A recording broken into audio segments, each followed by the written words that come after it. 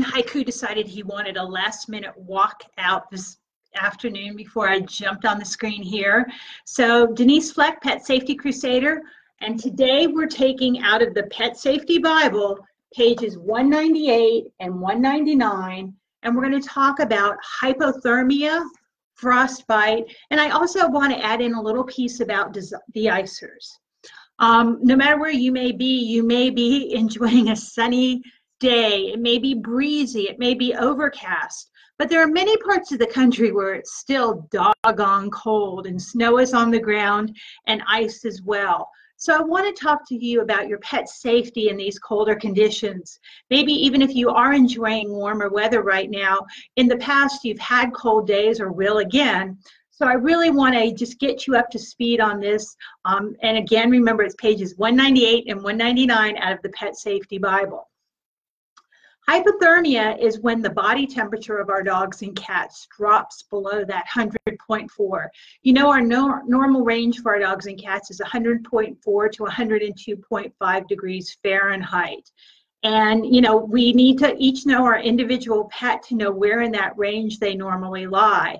But when they start getting below that 100 degrees, we are concerned because body organs and systems shut down, tissue can actually freeze, and pets suffer from hypothermia, H-Y-P-O thermia, as opposed to hyper, too much, which would be when we're talking about heat stroke, which will come in a few months. Unfortunately, you know, we certainly don't want our pets to suffer that, but as the weather warms up, that's, you know, obviously the reverse end of the scale that we will be talking about. But it's possible for pets to experience both hypothermia, a too low a body temperature, as well as frostbite. Now, again, hypothermia is when our pets drop, say, basically below 100 degrees Fahrenheit. Us as humans, hopefully you remember, on average are about 98.6 degrees. Our pets normally run higher, so if they're at our temperature, they're in a whole heap of a lot of trouble. They always need to be, you know, considerably warmer by several degrees than our body temperatures. When frostbite actually sets in, I hate using grocery store analogies, but I often have to in pet first aid classes because it just makes more sense and gets in our brain. If you buy that ground beef or ground chicken or ground turkey or any kind of ground meat at the grocery store, when you buy it, it's generally kind of a pinkish color and it's soft. You can press on the saran wrap and it's actually soft. You'll make indentations in the packaging. When you get home, if you throw it in the freezer and then pull it out a couple hours later, you no longer can make those indentations. It's turned hard as it has gotten frozen, and it generally is also darker in color. Well, the same thing can happen to the tissues of our precious pets' paws if they're out in temperatures that are too cold. Unlike us, our dogs and cats don't tell us when they're starting to feel numb. We may first notice because it's feeling a little bit tender as they're stepping and walking, so they may be holding a paw up, or they may be wincing, or they may be, you know, crying in some fashion, letting us know it hurts. Oftentimes when that has already happened, the damage has been done. And when tissue has actually died, literally it can turn black and die from being too cold because, you know, all of the blood has ceased to flow and nerve endings have died as well. Often that tissue has to be surgically removed. But what I want to, you know, emphasize, and I'm going to get into in just a moment, is talking about the safety of that. But should you notice your pet's too cold, what you're going to want to do is obviously warm him or her up, but do it slowly. You know, you don't jump from the ice box into the oven. Ice box, oh my goodness, I think I'm a grandma or something. From the freezer into the oven. Hey Scott, I bet you got a chuckle out of that. Anyway, the thing is, besides the tissue getting cold, if their whole body temperature has dropped, organs can start to shut down as well. There can be damage to you know, literally all of the organs shutting down, to the liver, the kidneys, the heart muscle, and so on. Often frostbite initially happens at the tips of the ears, the tips of the tail, the paw, and I shudder to think the undercarriage, especially on our male dogs and cats, because their bellies are, you know, in the snow, and parts can get frozen, and I'm sure that is far from a pleasant condition. You want to always remember too, if you have pets that are on any type of medication, especially if it's for heart conditions or diabetes, or just our older senior dogs whose immune systems may not be as strong, but those on medications are often at greater risk for getting cold more quickly. So, you know, if it's too cold for you to be out, it's too cold for your dog or cat. You know, short-haired dogs should have a sweater even when they're going out for that quick potty break. You've seen Haiku prance around in walkie paws and some other things on some of the videos I've done, which keeps not only his feet dry, but some of those are like leggings, the walkie paws, and actually go up his legs, because with his long fur, that very quickly gets wet and damp. And if it's super cold, it starts to freeze and ice against his body. So, you know, do what you can to protect them. And during the colder, you know, winter months, take them out only for their potty breaks. Now, I know they still need exercise. Maybe you have a basement they can do laps in. Maybe you can actually go in the car to the local pet store, the pet-friendly pet store, and let them do laps there. Just make sure they don't pick up too many treats along the way. You want to keep those bodies moving, but you want to keep them in a warm environment, just like us. I know there's some of you out there who would do it, but you know, most of us, when it's 38 degrees, don't go out for a morning jog, even if we're bundled up. We wait for it to get a little warmer, or try some indoor activities during the winter. So, you know, do limit your pet's exposure to the cold weather. Very, very important. And we know he has to go out to answer nature's call. So protect body parts, you know, the best you can. The protective foot and leg wear, the sweaters, raincoats, any of that, you know, can be beneficial. And absolutely make sure you dry your pets off well once they come back in the house.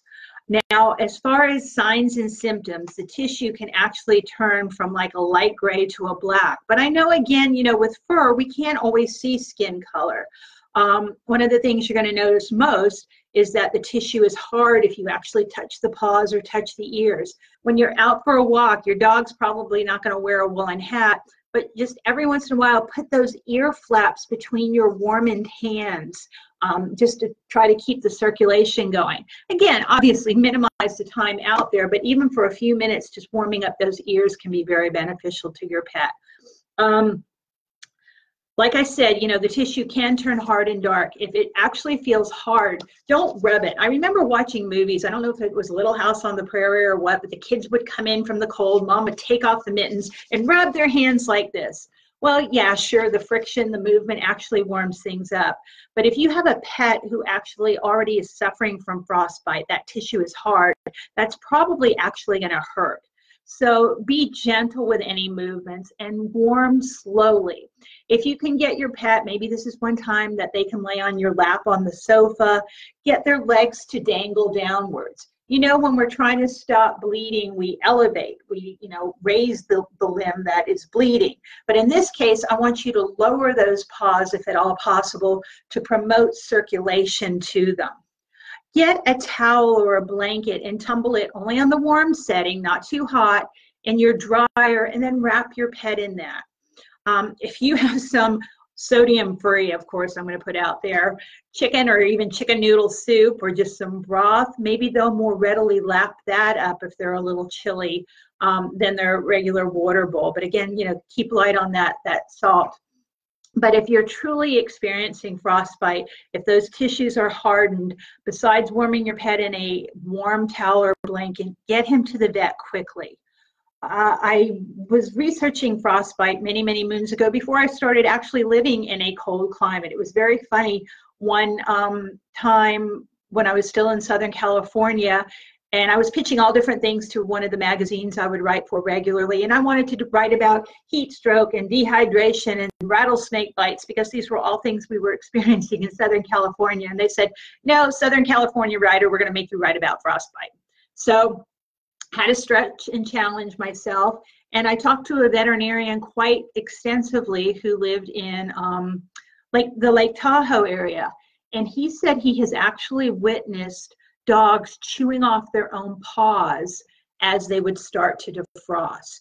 So what I'm trying to tell you is, gosh, when we were in grade school, who knows, maybe even last week, when you sit on the floor, on a hard floor, and you sit cross-legged, has your leg ever gone to sleep? Have you tried to stand up? And it's just kind of a maddening feeling. It's kind of a nerve circulation thing, but until you can get that leg going, it's really an uncomfortable feeling. Well, think of that on steroids. You know, if a pet's paws are starting to defrost, it really is just a really unpleasant, maddening feeling for them, and they will exhibit all kinds of crazy behaviors. So if you're truly experiencing frostbite with a pet, get him to your veterinarian as quickly as possible. He probably will need to be sedated as his paws, his tail, his ear tips, his undercarriage, whatever it happens to be, starts to defrost. So do keep that in mind. I know some people may be in remote areas and you may not have an option, but if you do, by any means, it's best for the pet if you can have him defrost under veterinary or proper medical help. So very important. They may also need antibiotics to prevent infections and some sort of pain relief medication. So it's just really important. And like I said, some of that tissue may have to be removed. So number one, you know, prevention is always the key when we talk about anything in regards to our pets, trying to prevent it from happening. But as we all know, you know, we can't keep them in a plastic bubble. Life is going to happen. So we want to be there to jump to the task and fix and make better whatever does happen. So in that respect, those of you in cold areas where there might be salts and de-icers thrown out on the highways, or you may be using some yourself, number one, the best benefit, again, would be for, or protection, I should say, for your pet, would be to have some sort of booties on the feet so it's not actually getting on the skin. Because what happens when it gets on the skin is it starts to irritate. Our dogs start to lick it off. That licking irritates the paws more, and they ingest the salts. Now, think of it this way. Take just like some rock salt, like a tablespoon of rock salt, put it in a Ziploc baggie with just a few drops of water and close it up. In a few minutes, start to feel it. That baggie will actually get quite warm, actually maybe even hot. So imagine that between the toes. That salt lodged in their toes can elevate up to about 170 degrees Fahrenheit. Okay, we were talking human body temperature 98.6, dog and cat body temperature on average 101 degrees Fahrenheit. We're talking 170 between the toes. Obviously that's painful, it can cause blistering, it's going to cause irritation, and it's absolutely going to make your pet want to lick it off. A lot of times the de-icers say they're, you know, are more rounded salts. That may be those jagged edges are taken off the rock salt, but it's still the salt, and it can heat up in those moist areas between the toes and irritate, and then cause the pet to ingest it. Do read and find pet-friendly products, but I do ask you to take anything that says pet-friendly a step further. I was discussing this with somebody on the phone just a couple of hours ago in relation to hotels that are considered pet-friendly. Pet-friendly to everybody, unfortunately, means something different until we can get that really standardized. So even when it's pet-friendly, read labels. If there are chlorides in it, it's just definitely a no-no for your pet. So have those booties on, or immediately really soak the paws. Don't just take a warm rag and kind of wipe them off, but really get those paws. There are different kinds of washers, or just, you know, in a little pot or a bowl. Really get the salts off and between the toes and away from the hairs of the feet as well, so that there won't be any irritation.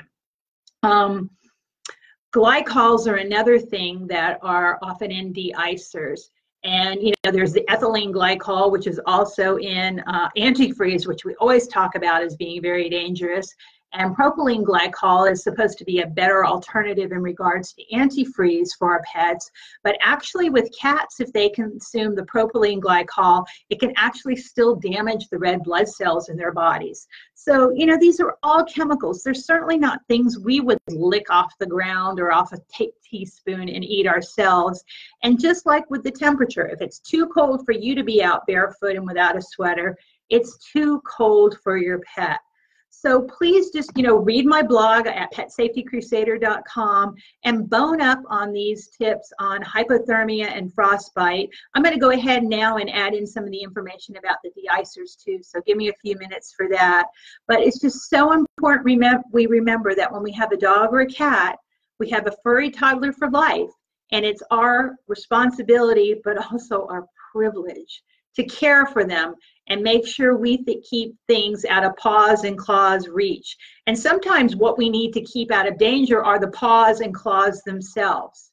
So have an awesome rest of your day, and thanks for tuning in. I really appreciate seeing you there and knowing you're getting, benefits out of this content. And give belly rubs and ear scratches from me, because that's what it's all about. Take care, and bye-bye until next time.